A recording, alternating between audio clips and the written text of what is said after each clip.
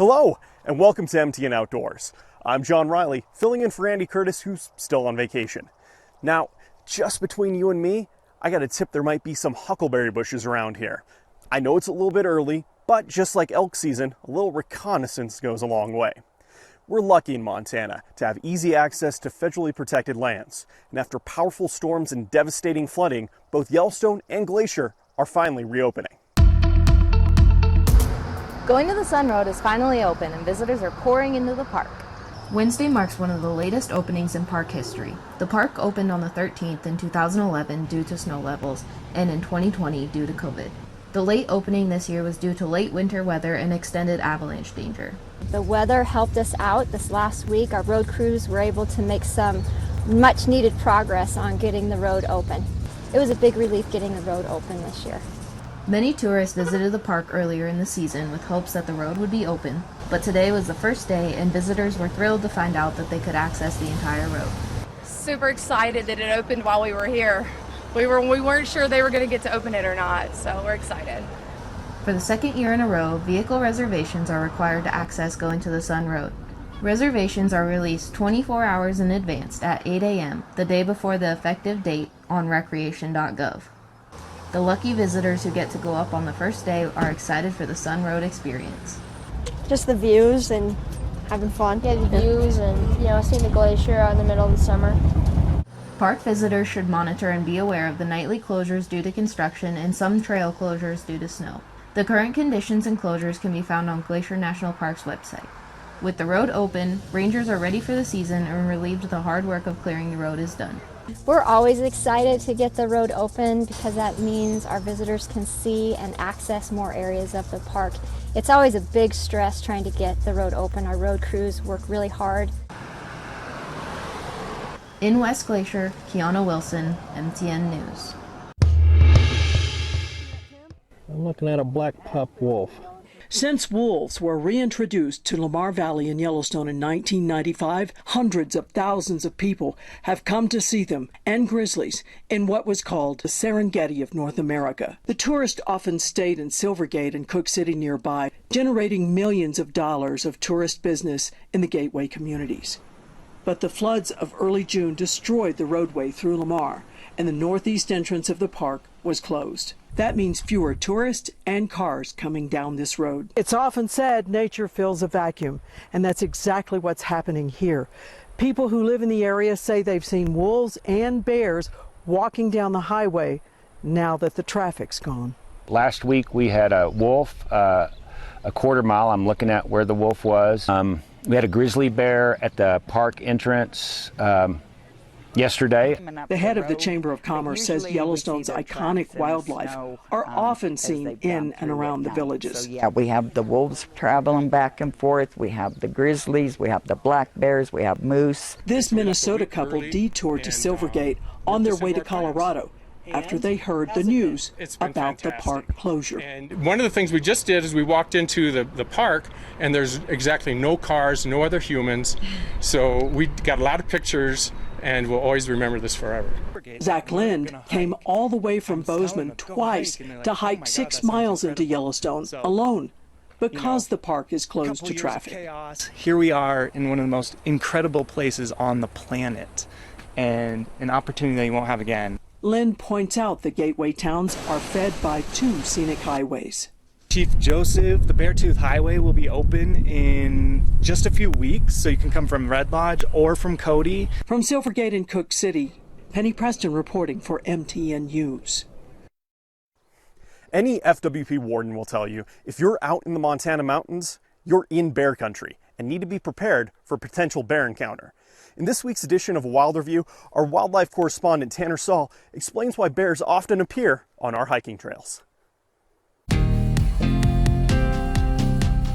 A large grizzly bear can weigh up to 800 pounds, and for a large animal to take such steps, a lot of energy must be used to carry all that weight around. But until recently, little was known about the energy expenditures grizzlies had as they moved around their habitat. Usually the fattest females produce the fastest growing cubs that also have the best chance of survival. Similarly, the biggest males do most of the breeding. Therefore, bear foraging and which decision they make on where to walk are probably closely tied to maximizing energy intake while minimizing energy expenditures. Researchers at Washington State University decided to measure the animals' metabolic rates as they walked in different slope types to find out how much energy they use on a daily basis, and using captive bears to measure their physiological differences. This study, published in the Journal of Experimental Biology, discovered that grizzly bears prefer to walk on shallow paths to save energy and helps explain why the animals often appear on human hiking trails. This publication combined their research with the ongoing work on grizzlies in Yellowstone, a study that has been around since the 70s. Combining measurements on both wild and captive bears allows researchers to understand the ecological context of the bears' foraging and habitat use decisions. The biologists used a treadmill that is normally designed for a horse to walk on, and trained the captive grizzly bears to walk on the equipment. As you can imagine, bears don't work for free, so they fed them their favorite treats while they were exercising on the treadmill. If they were studying energy expenditure in humans, they would have used masks to collect respired air. But of course, grizzly bears will not wear a mask. So they encased the treadmill in a polycarbonate box and continuously pulled air through the treadmill and box. Small samples of the air were taken to determine energy expenditure.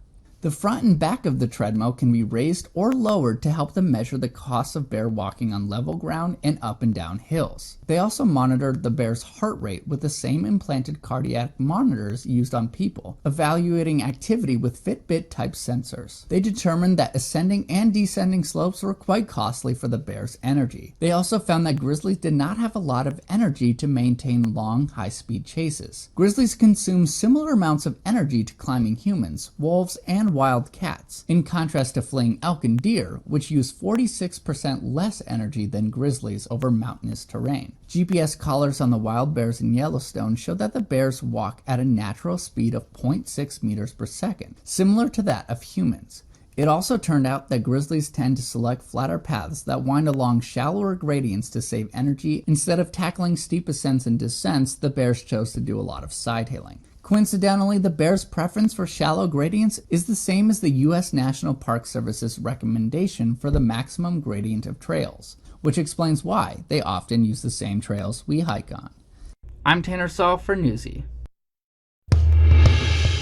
When visiting Yellowstone, you expect to see things like bears, wolves, and elk. But seeing a snake generally comes as a surprise, and seeing a boa takes that surprise to a whole new level. I was so stoked when we saw it. I was just like, oh my God, a rubber boa! It may not be one of the creatures visitors flock to the Yellowstone area to see, but for Livingston wildlife guide Frank Hessler, seeing a rubber boa was an experience that was hard to beat. Me and my wife were hiking on an offshoot trail in Paradise Valley, and we were kind of going along a stream, and all of a sudden we're like, wow. Hessler spotted the 6 to 8 inch long snake last week while hiking just outside the park. At first, he thought it was a long earthworm. I ducked down to look at it, and I'm like, wait, no, my gosh, that's a rubber boa. Rubber boas are one of 10 species of snakes native to Montana, but the only one that's in the boa family. And sightings in the Yellowstone ecosystem are far and few between. That's partially because they're nocturnal.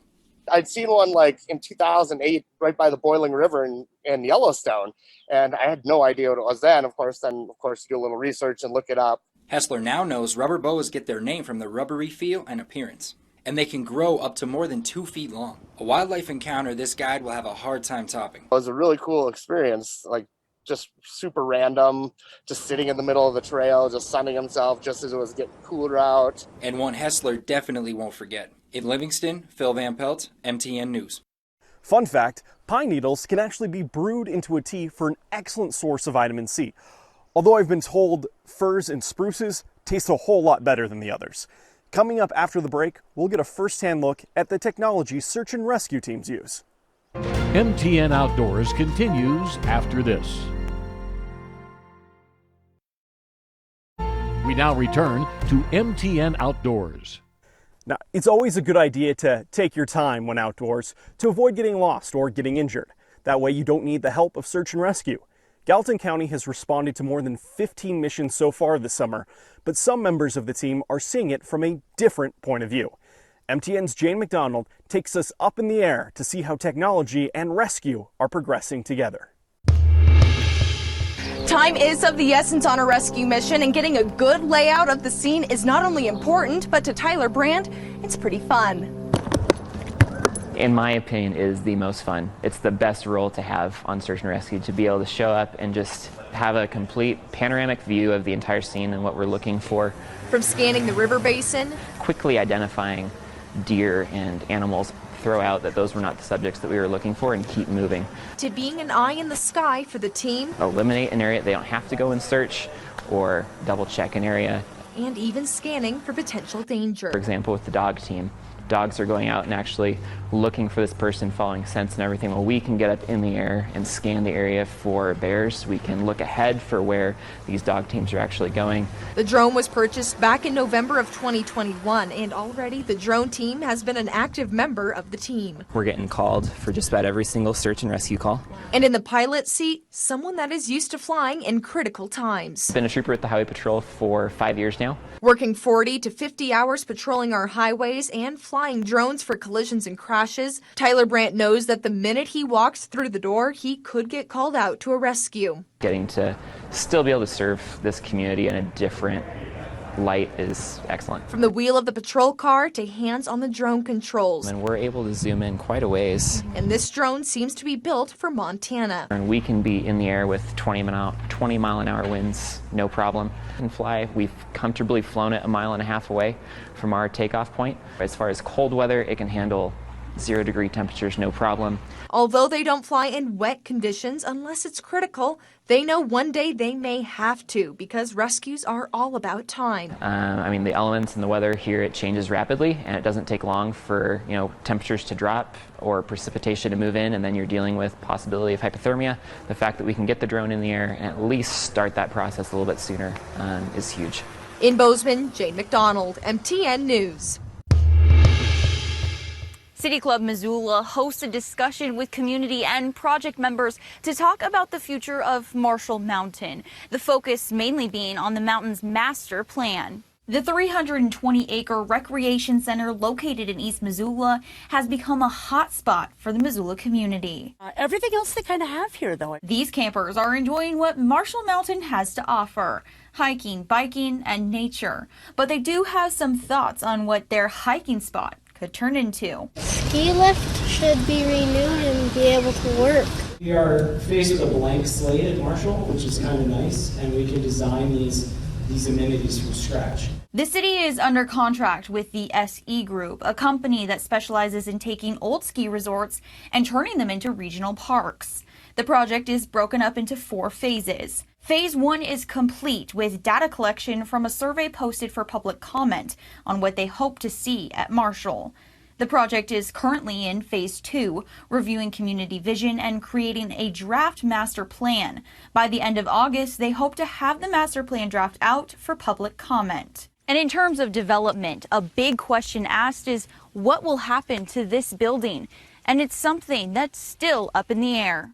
Still in planning mode, are going to actually start putting stuff down on maps and then getting it out to the public for comment. Until then, recreators will continue enjoying the outdoors. The biking trails, you're right next to the forest and the flowers and everything, and you really feel like you're in nature. The other question that came up in the discussion was what would happen to Marshall Mountain if the city didn't buy the land at the end of their lease agreement. And panelists say that it comes down to simply protecting the land for recreational use. And the city does have a fundraising page called the Friends of Marshall Mountain, and you can find those details on our website. In Missoula, Hannah Hislop, MTN News.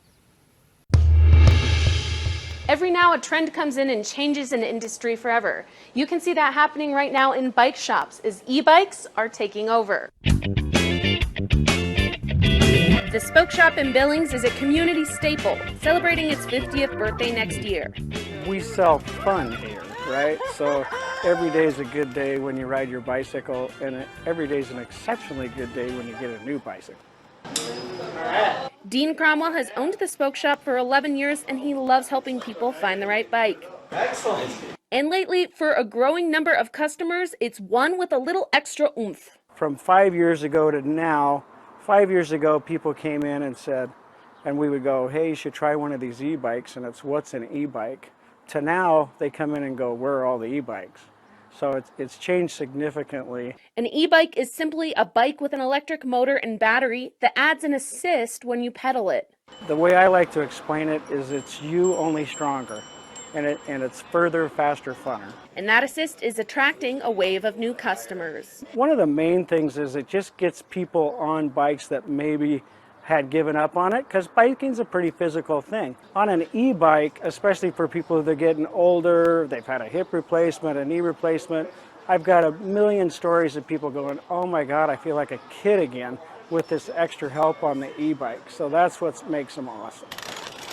E-bikes are also changing the way people commute. Well, for me, carbon emissions, for sure. I mean, I was already making this transition before gas prices went up, but it's certainly a bonus.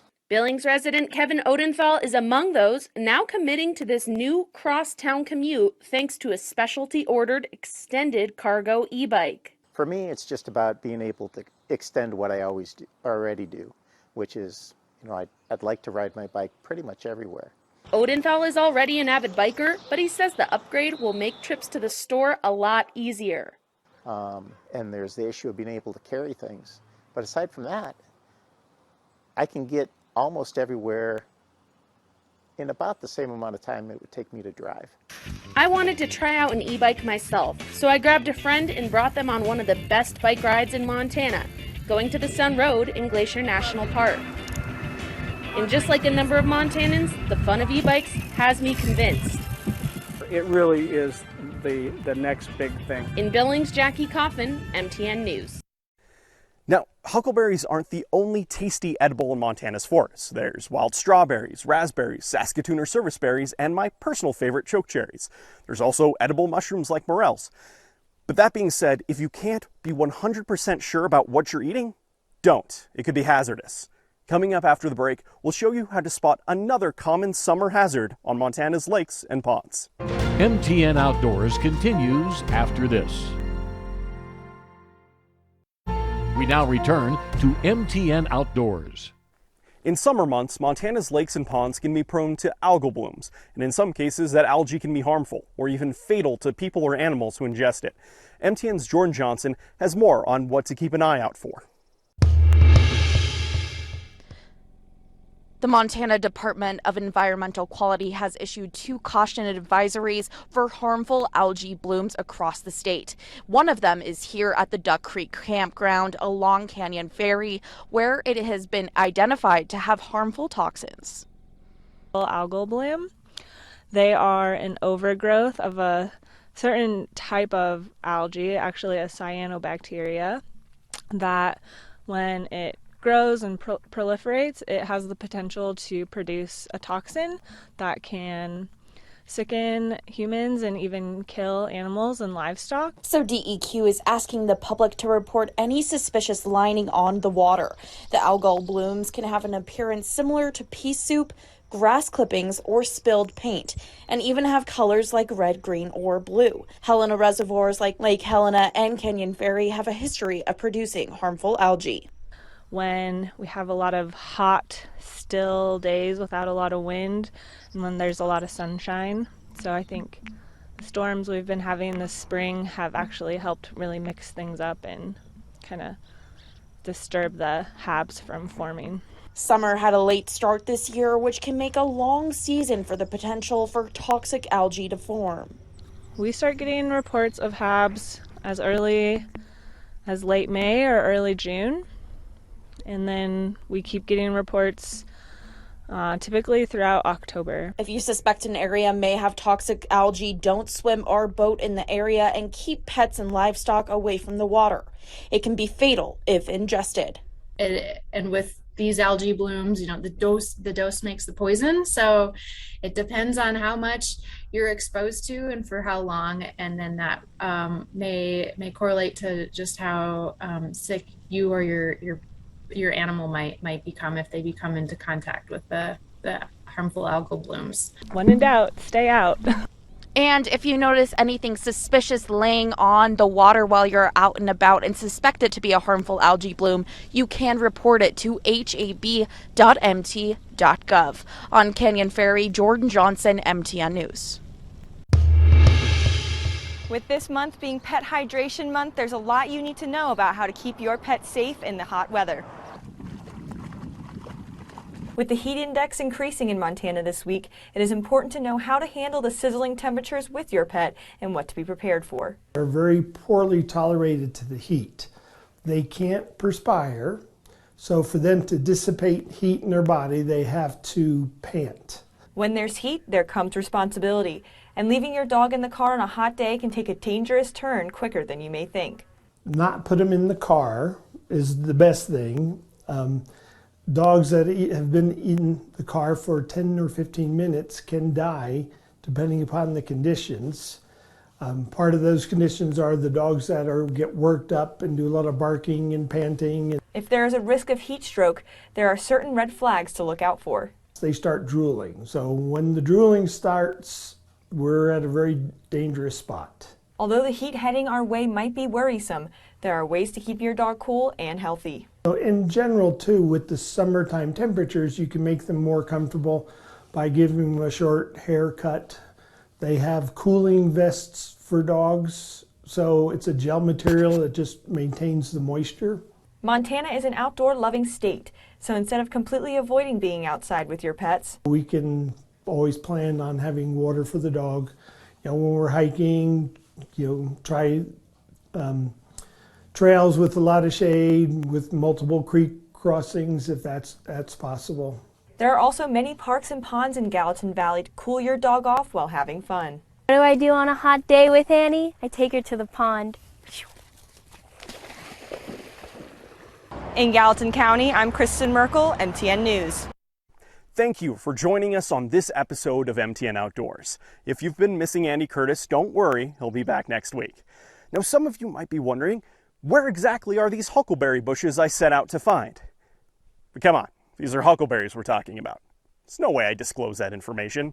I'm John Riley, and I'll catch you next time.